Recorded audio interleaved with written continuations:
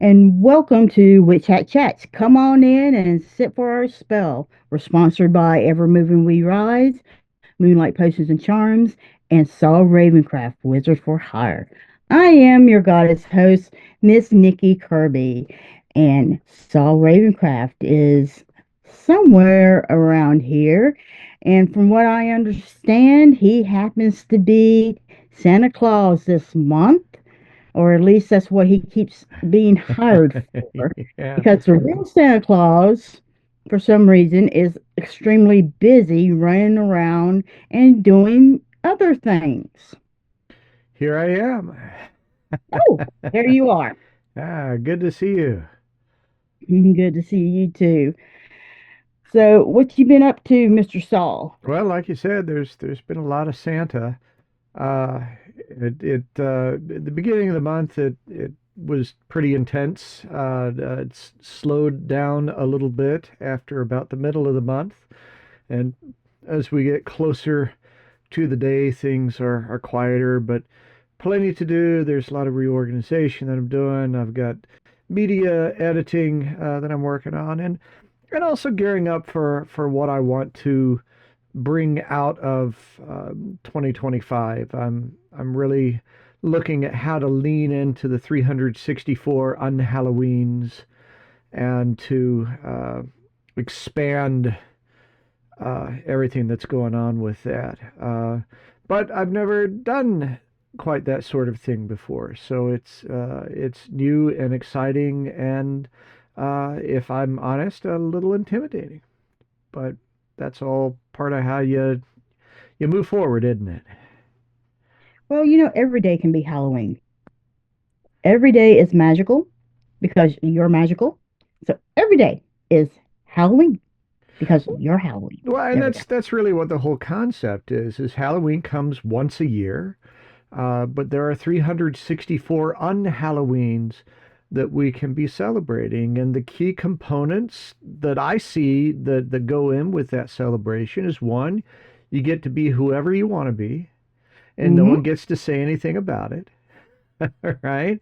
You get to celebrate, you get to have fun, you get to enjoy the music and the fantastic and the uh, it starts a whole realm of feasting. We eat dessert first with Halloween, and then we move on to all the turkey and everything like that. And the whole idea of being open to spookiosity, being open to the unknown, that to me is just big. And I think that Halloween is one of those times where many people really come into their own. All the little secret desires come out and they show you who they really are. And then they tuck all that back away.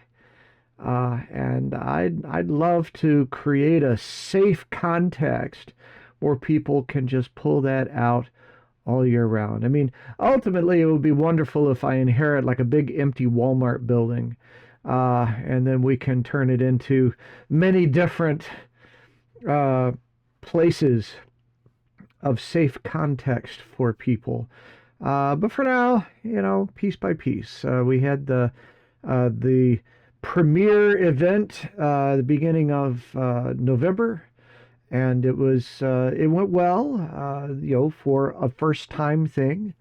Mhm. And now I'm trying to figure out how to do something once a month. Vault of Horror is going to be rolled into it, so we'll see. But I've got to figure out how to beat that drum to get people to get it. It's so hard to get people to pay attention and to remember things you've been doing for years. That people go, I knew you did that. Where the hell have you been? I've done it right in front of you. That's your problem. You've done it in front of them. Yeah, I don't know. I don't know. What's up with you? Oh, the usual. Yeah, sometimes when people ask me how I'm doing, I'll say, "Oh, about how you'd expect." And it's always interesting to see their reaction because it tells you something about what they're thinking my world is like. Because sometimes when I say it, they go, "Oh," and that's kind of nice. But sometimes when I say, they go, "Ooh, I'm so Well, sorry." I'm actually really looking forward to the holidays, and I'm looking forward to taking a little bit of a vacation this year Nice. and having some fun Well, good. once. So I'm looking forward to that I like it. I like it. I approve. because it's been so long since I've actually had some fun and a vacation, and to be able to let my hair down, so to speak. Understood. It's part of the entrepreneurial experience. Is there's always something that needs to be done, and Yep.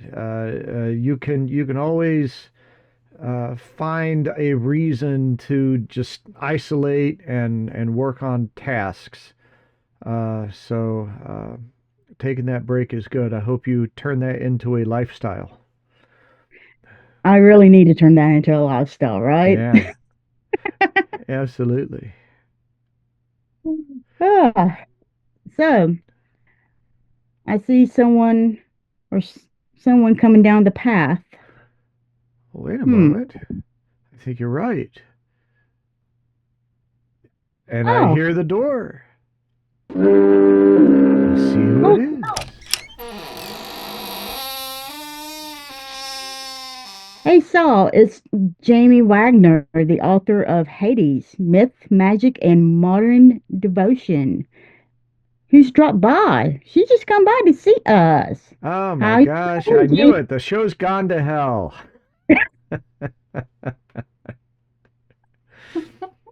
Well, I mean, you do have an office in hell. Yeah, I mean, yeah, you just brought it with indeed. you. Hello, Jamie. Welcome, welcome. So glad you're here. Love the ears going on there. What is that?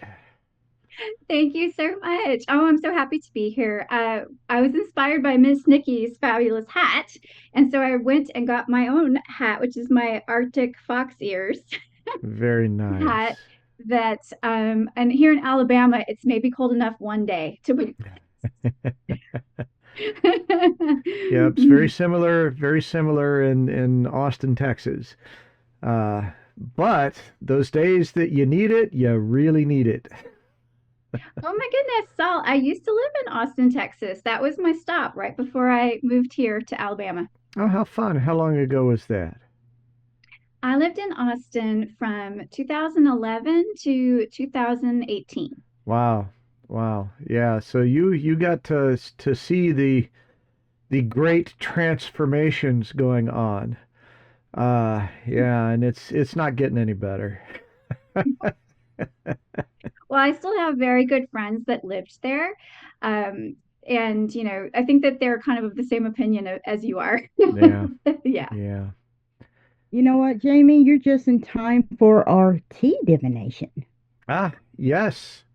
Yes, inspired by the energy teas that Nikki drinks that always come with an affirmation, but we've been reaching out and finding them all over the place. Here's a good one today. The race is not always to the swift, but to those who keep on running. Oh, oh. So let's ask Jamie, what does that mean to you? Well, when I hear that, I think about the tortoise and the hare, right? Like slow and steady wins the race. Sometimes um, keeping a strong and steady level of energy can really help you get to where you need to go, right?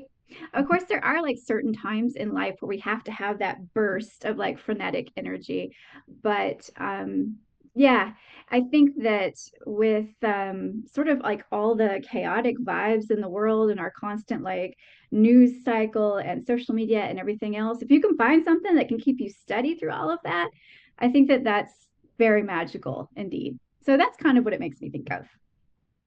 Hmm. And how about our wise Saul? I don't know about that, but I Well, find I did that say wise ass, but I mean, I find that I rarely accomplish things that I give up on. And I think that's especially important right now. I hear a lot of people. Gosh, I don't understand practitioners that suddenly decide that they have no power anymore. Their vision doesn't matter. Their agency isn't there. The basically because of marketing, they've lost it all. And when they get into that point of hopelessness, of despair, and they just quit putting their energy out there, like it doesn't matter. What's the point? And it's exactly the point, right? When I was talking about this with someone just the other day. Are you the witch or aren't you? Yeah, and when you stop, when you it's not about how quickly you can get things done, but are you all in? And I'll tell you, someone who maintains um, is a lot of people don't have the stamina. They don't have the belief, right? They don't really believe what they're putting out there. And so when it gets challenged and when it gets hard, they they back off. But when you really have that vision, you really go all in, mhm. it's going to come about. You can't give up. Yeah, it's like people tell me about practicing every day. They're like, Nikki, magic doesn't exist everywhere. And I'm like, what? Really? Because for me, I'm so used to doing it in everything that I do. It's it's not like I'm having to think about it most of the time, you know? Um, it's like yesterday. Yesterday, well, today I'm still kind of suffering from it. But I have a sinus infection and I'm sick as a dog and I'm having to take care of my mom, who's also very, very sick. And I'm having to go to the doctor the day before and I feel like crap. Okay. I wake up every morning. I feel like somebody has literally broken my nose because I cannot breathe from, my chest up. It is literally burning because it is hurting so bad in the mornings because I cannot breathe. Um, and and the thing about us ladies, okay, we cannot or we're not allowed to let anything stop us. We have to get up because everybody always depends on us for some reason. And, yesterday I was just really in a bad mood because I got to where I was sick and tired of me being the only one that does anything in the house. You know, I got to that point, but I had things that I had to do. And it just seemed like everything was just going wrong and people was just kept getting, on my nerves and everything. And I had an ex who just kept trying to get back in touch with me and back in touch with me and back in touch with me. And I blocked him and all this other stuff. And it was just one little picky thing after another. Something that normally doesn't bother you, but when you're sick, everything bothers you. That those little picky things that bother you. And I just got to the point where I needed to scream at somebody.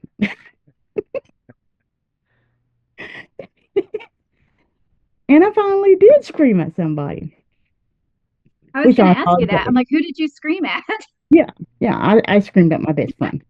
Um, Okay. I apologized to her this morning. Um, But my mother, she said, "Did you didn't she didn't deserve that." And I said, "Oh yes, she did. She did. She deserved that. 100%." And she's like, "Well, do you feel better?" I said, "Yes, I do. I felt better. The energy just went splat everywhere and everything felt more at peace than anything else." But the thing about it is when it comes to magic and doing everything, magic is always accomplished every single day with me. I tell people, you're cooking. What do you think cooking does? Okay, you take a piece of meat. Even if you don't do anything to it, you put it in the oven, you put it in the microwave, whatever. What do you think that meat does? It cooks. That's magic. Duh. Okay, you flip a light switch. That's magic. Duh. Okay, it's explain magic because people can actually understand what is actually happening. All right, because at one point, people didn't know what electricity was. At one point, when lightning came across the sky, people actually were terrified of that. They thought that was the sign from the gods going to curse them at one point because they didn't understand that. See, if you think about it like that, if you take everything and you look at it through a child's point of view and you look at things and wonder, you can see that magic is in everything and in everyone and even in yourself and everything that you're doing, whether you think it's magical or not, is magic. I mean, hell, when you move in your hand, it's magic. Duh, your hand is magic. What do you think is holding together all of those skin cells? Really? Do you think that's tape that's holding all those skin cells together? And what do Well, you it think it tape? What do you it think could holds be tape together? covalent bonds. Okay, covalent bonds. What do you think is holding covalent bonds together? Okay, I mean, come on. If we're going to get basic down here, I can go down into the basics here. Oh, Really. or we could all just give up and go lay in the box. Right, right. And people say, well, I don't believe in my magic, so um, I'm just going to give up. And I'm like, if you don't believe in your magic, no wonder shit's not working. You got to believe in yourself and you got to believe in your magic because we all have the ability to take our thoughts, to reset our mindset, and to make things happen. It's just like I have Christians that say magic doesn't exist. And I said, well, you pray, don't you? Okay. They're like, yeah. And I said, well, God answers your prayers, right? They're like, yeah. And I said, well, you believe in God. Have you actually seen God come down and talk to you? Well, no. Have you actually physically heard him? Well, no. But you believe he exists? Well, yes. I said, well, how do you know he exists? Is it through like an energy? What? And they couldn't explain it to me. But it's because they believe it exists. See, if you believe it exists, then that is a form of manifestation. When I first started practicing witchcraft and magic, I feel like for me, I had to suspend my disbelief just a little bit. Like I just let it exist. Like I let my disbelief in what was happening exist. But I just said, hey, why don't you go over there for a minute? Because I'm going to go over here and play. Right. And I eventually played for so many years that disbelief found somewhere else to be because it got Exactly. bored and exited the building. Exactly. And see, that's what you have to do in order to be a magical practitioner and to be able to play with your magic. And with that thought, We are going to take a brief break and we will be back with Witch Chat Chats. Stay tuned. Anybody can tell you what is on a tarot or oracle card. What matters is seeing beyond what others may not be able to see and help the client to uncover what lies in the mist. What do readings from Moonlight Potions and Charms do? Wednesday I did this ancestor reading and it was an amazing reading. And it was a detailed reading. And I remember talking to this customer's ancestors, and it was so delightful. And he wanted some questions to be answered about the magic in his family because he didn't know. And his family was mostly like most of our families are. You know how everything is like hush hush when it comes to the magic in his family. And he wanted to know who can he actually talk to about the history of the magic in his family. And I was able to give him specifically who he can go to talk to about that. What particular deity he can actually go to be able to help him with this. And it was just an amazing reading, and talking to his ancestors, they were such a delight, and they told me so much about this customer. It was just an absolutely wonderful reading for him, and I was just so happy to be able to give him this wonderful reading. It's really amazing to be able to give people these readings, these products that's really going to help them, and be able to give back to the community, because this is what Moonlight Potions and Charms is about. We want to help you to embrace the power of your own magic. That is what we are all about. It's to help you to do that. Book now and allow our wonderful staff to take care of your spiritual reading needs. And there is so much more in our Wicked store to help you to embrace the power of your own magic. So come on in to Moonlight Potions and Charms at www.moonlightpotionscharms.com and discover the wicked things that ignite the magical passion in you. Have you heard? The King of the Crossroads, Papa Legba, has graciously opened the roads, paving the way for the Papa Legba Altar on the Go to be nominated as Outstanding Product of the Year in the 2024 Witchcraft and Occult Media Awards. Makes Papa Legba Altar on the Go stand out? Complete traveling altar kit. Everything you need for sacred space is right at your fingertips, all neatly arranged in a mystical painter's pail. And it's compact and convenient. A perfect, powerful, temporary altar, whether you're a modern nomad, a military soul on the move, or a wanderlust-stricken traveler. It also has additional space for the personal touch. As customization is a key to your spiritual journey, the Papa Legba Altar on the Go leaves room for you to infuse your unique energy. Moonlight Potions and Charms and Papa Legba invites you to join the spellbinding spectacle at the 2024 Witchcraft and Occult Media Awards. Cast your vote for the Papa Legba on the Go as the Outstanding Product of the Year. Your support fuels the magic. Go to https://rb.gy/PC3F11 to cast your vote. Remember, your altar is not just a space, it's a step in your magical journey. Explore the depths of your inner self by visiting Moonlight Potions and Charms at mpcmagic.com.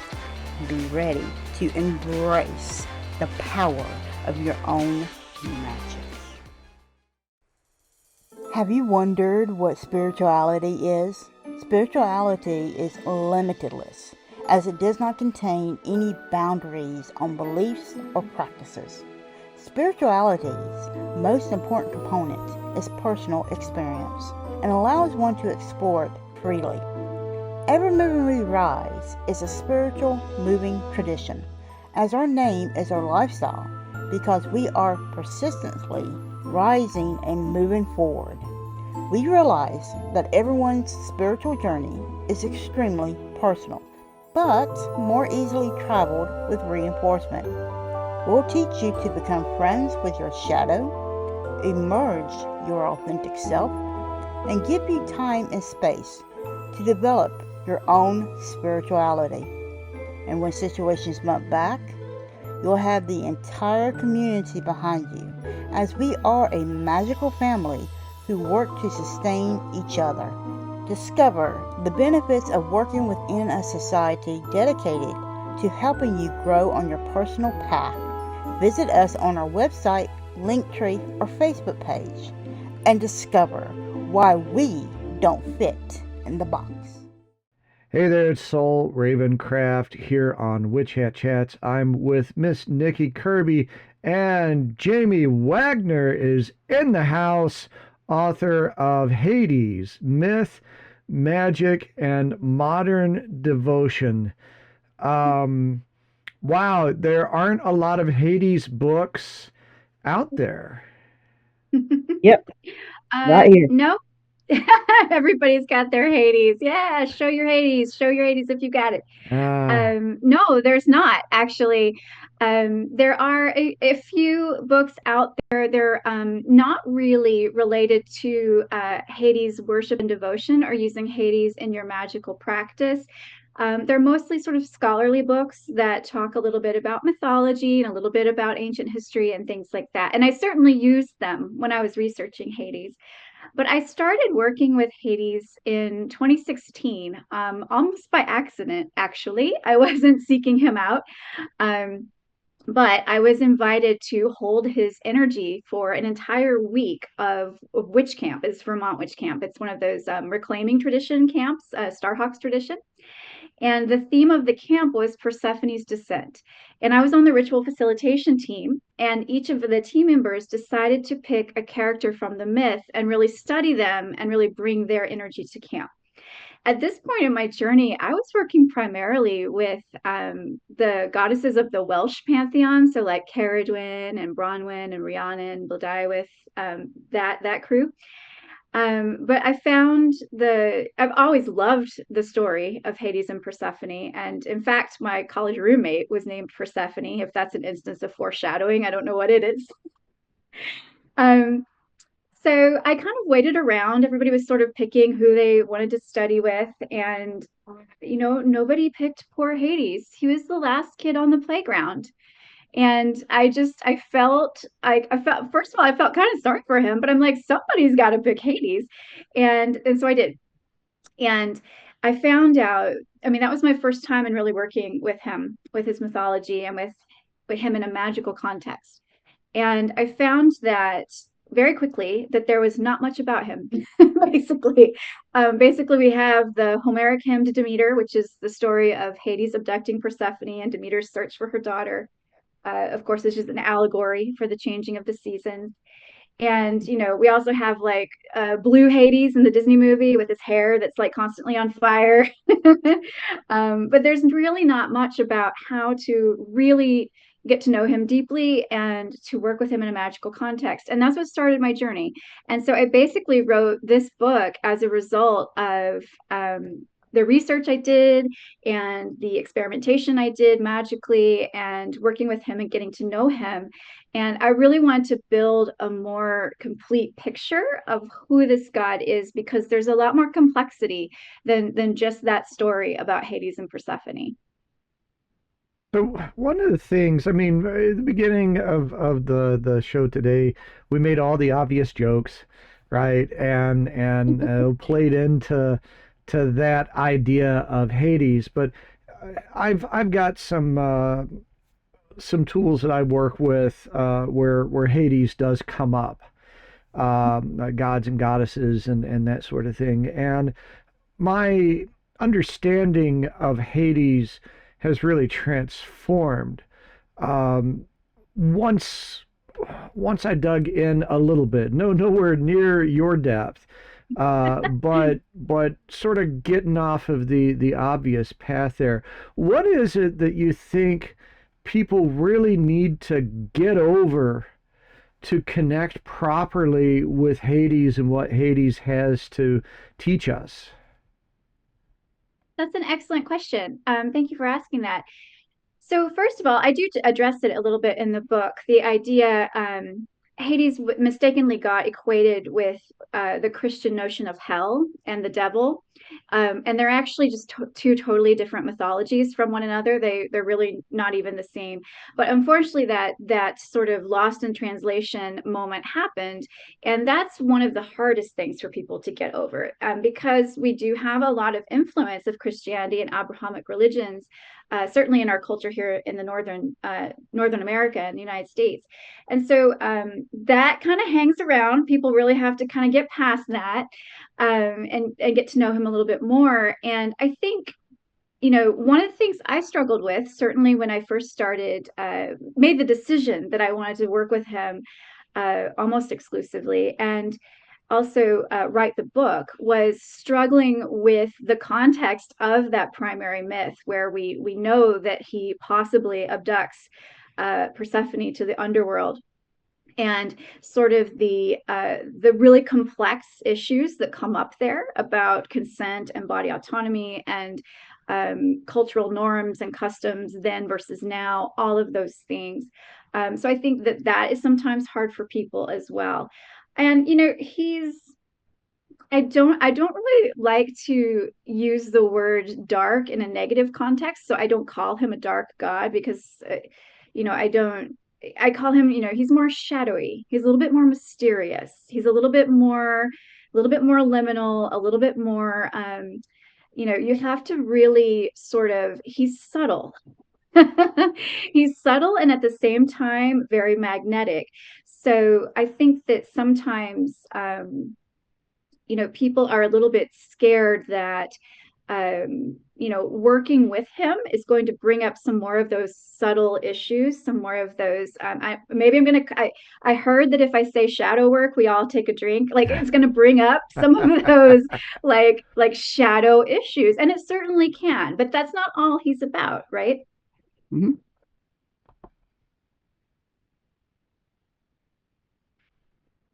Yeah, you could probably, if you actually had alcohol in your cup, you'd probably get drunk on how many times we would have to bring up that particular phrase in reference to Hades in the underworld.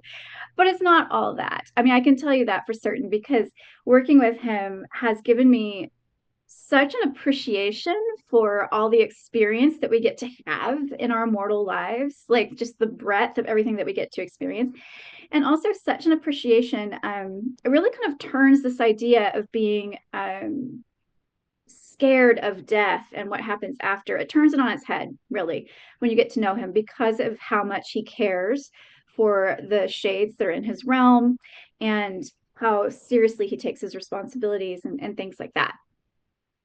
So you brought up caring for those in his realm, and that was one of the first things that came to me, because or that altered my understanding was uh, Hades is generally, like you said, lumped in with this idea of punishing the dead, Right. and that's not really what's going on there.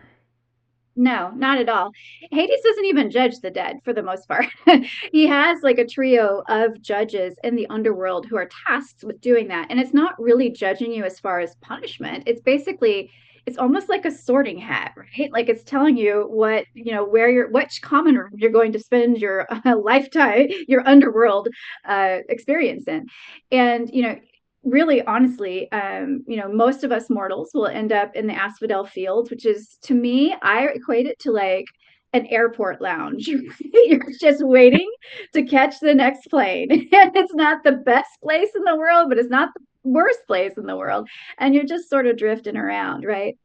And then there are other places to go, but you really have to be very, very bad, to be sent anywhere, entirely unpleasant in the underworld, in this conception. And what I think is really interesting is in the ancient Greek viewpoint of the philosophers and other people that were talking about this, is, the default state of humanity is actually being dead. Like, being alive is the exception. We spend more time in the underworld than we do alive, because they did believe in the transmigration of the soul. So you did like cycle back through again and again, and I believe that as well. And I think Hades feels a lot of responsibility to tend and care and be responsible for those shades that are resting in his home. And I think that's why he has one of his epithets, one of his nicknames is Polydegmon, which means host of many. Right. Yeah, I think he takes hospitality very seriously. Mentality. What are you laughing about, Miss Nikki? I like that hospitality. You Mm-hmm. know, He you know. does. He takes it very Um, seriously. yeah. So because the thing about it is that the way that he's always been seen has always been like, you don't mess with me. I'm going to take you. I'm going to drag you down. Something like that. I've worked with him every now and then, and um, but then again, I've always had a different approach when it came to deities. Anyhow, a lot of people say, "Well, you worship them." I don't worship anybody. I work with them. There's a difference, Yeah, um, I think so too. Yeah. right? The thing about an offering is it's kind of like exchanging money. You get this, and then you give me this. This is just the way it is. And it's the way things have worked. You treat me with respect, I treat you with respect. That's just the way I look at it. And I've never really found him to be all that frightening. Um, and yes, every deity can be frightening, okay?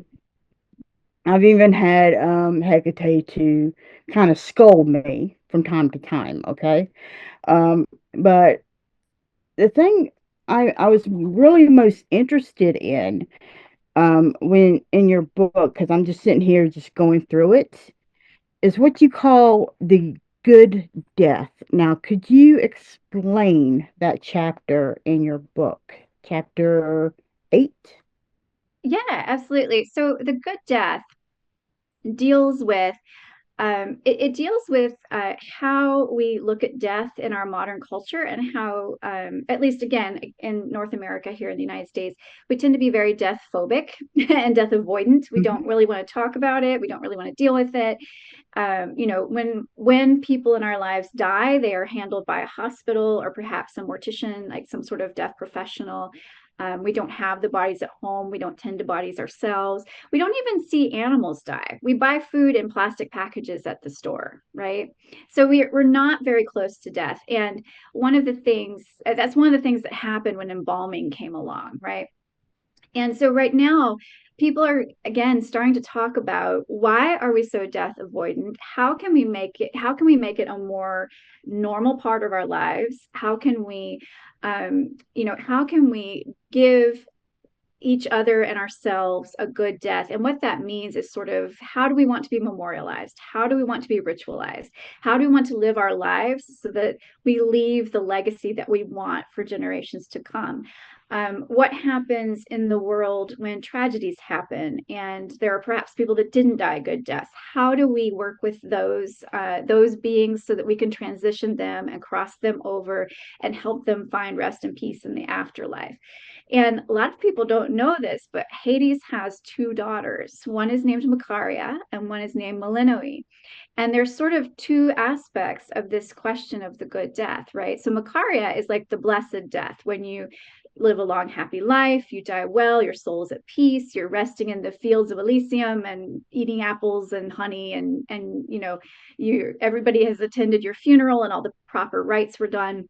And then we have Melinoe, who is the goddess of ghosts and night terrors and things that haunt us. And especially those who died without any proper ceremony or who were unrecognized. And so their souls aren't at rest. They can't be at peace. And so, this idea of the good death, he kind of has these two daughters that are holding up these two sides of it.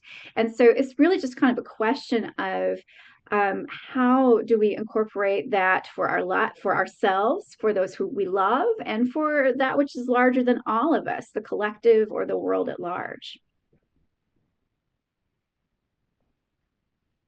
Yeah, because I've always said, um, being the one who I've always had a better understanding of death than most people have.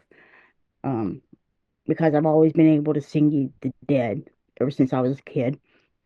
Um, when you're 5 years old and you're at a funeral and everybody's crying for this person, and I'm like, "Why the hell are you crying for? They're right there." You know, Yeah. you Well, don't understand when you're 5 years old, oh right? yeah, Um, absolutely. Absolutely. And and that grieving and catharsis, that's part of the good death too, right? That's what the living need to go through. And so again, that in that chapter talking about the good death, I also talk about the fact that we truncate grieving to like, oh, you might get a week off of work if it's your spouse or a parent, and you have to sort of fit everything you want to grieve into that week, and then you're meant to go mhm. back into life and be fine. And that just doesn't give our nervous systems enough time to adjust to that big of a shift. And so this kind of collective avoidance and trauma around death just continues to grow because we don't have that grieving and catharsis process too. So that's part of it too. Right. And it doesn't give our mental health time to be able to understand that. It's just Right. like when Hurricane Helene has come. Mhm. People are still trying to um, clean up from that. They're still trying to get help for that. Um, hell, I'm still stuck back on certain days, and with my PTSD at times. So it's really death Yeah. is a real serious issue, Yeah. and You know, um, it it's a serious issue, but it could also be a lighthearted issue too. right, I don't right, want it to scare people away from yeah, exploring a relationship with it. I mean, I'm talking about it and I'm wearing a fox hat, right? Like it's okay. Like we don't have it doesn't have to be completely serious all the it, time. It's certainly no, it's like everything else, it has moments of levity and moments of gravity, and that's normal in the way that it should be. I know I'm It's the that one that line always and makes look at fun the of it. bright side of life. Life's a laugh and death's a joke. Right, Yeah, because like what a you lot can of do, people you can take know the flowers off the coffin and you can throw them to see who's next. Like Miss Nikki has a new tradition, y'all. they do that at Um, weddings. Why can't you do it at a funeral? I mean, Um, come on. I I kind of love that, honestly. Well, what's funny is a lot of people know the phrase memento mori, like remember you must die, right? But it's actually just the first half of that phrase. The second half is memento vivieri. I may not be pronouncing that right, but basically it means remember you must die, so remember to live.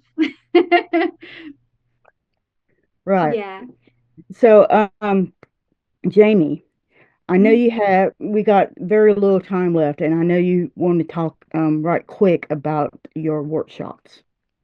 Oh, yeah. So if you're interested in getting to know Hades a little bit better, after the new year, I'm going to be actually conducting a River Styx book study. And we're basically going to go chapter by chapter through the book and talk about it together. And then we're going to do all the invitations to practice and the rituals and exercises together. So if you want to check that out, just go to my website. It's jamiewaggoner.com and you can find all of the info. I would love, love, love to see people there. All right. All right. So, I'd like to thank you for joining us today. And all of the information that anybody needs is going to be in our notes. And you have been awesome. Awesome. Oh, thank you so much. It was my pleasure. It was lovely speaking with both of you. So that's all for our show today. So embrace your power, support your community, and keep your fuzzy babies, your friends, your family, and yourself safe. And have an absolute magical week. And have an absolute magical new year. And we'll see you next year.